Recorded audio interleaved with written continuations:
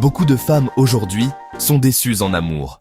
C'est une expérience courante, mais ça ne rend pas la douleur moins vive. Pourquoi est-ce que ça arrive?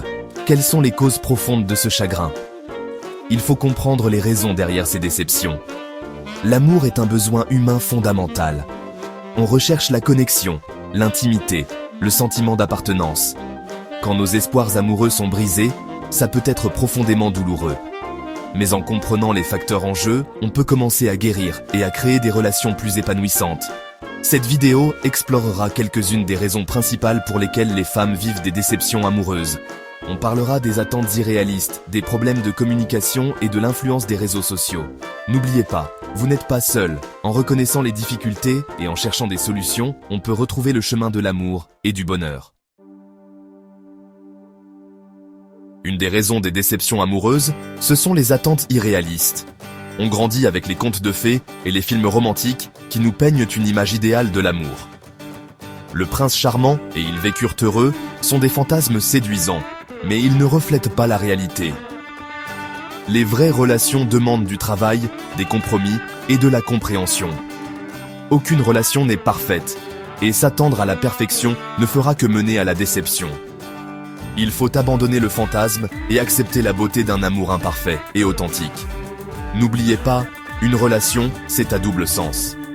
Les deux partenaires doivent être prêts à faire des efforts. Soyez honnêtes avec vous-même sur vos attentes et soyez prêtes à les ajuster si besoin. La communication est essentielle à toute relation réussie. Quand la communication est rompue, les malentendus et le ressentiment s'installent. Beaucoup de couples ont du mal à exprimer clairement leurs besoins et leurs sentiments. Il est important de créer un espace sûr et ouvert pour la communication dans votre relation. Ça veut dire être à l'écoute, être honnête avec son partenaire et être prêt à faire des compromis. Ne vous attendez pas à ce que votre partenaire lise dans vos pensées. Apprendre à communiquer efficacement prend du temps et des efforts. Soyez patiente avec vous-même et avec votre partenaire.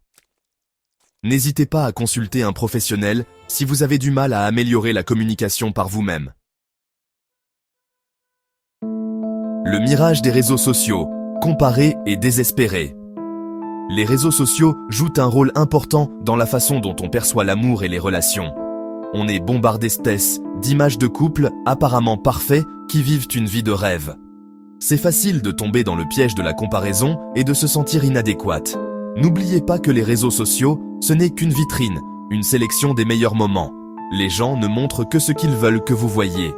Ne comparez pas votre relation aux versions filtrées et retouchées que vous voyez en ligne. Concentrez-vous sur la construction d'une relation solide et saine dans la vraie vie. Limitez votre consommation de réseaux sociaux et privilégiez du temps de qualité avec votre partenaire. N'oubliez pas, le vrai bonheur vient de l'intérieur, pas de la validation extérieure.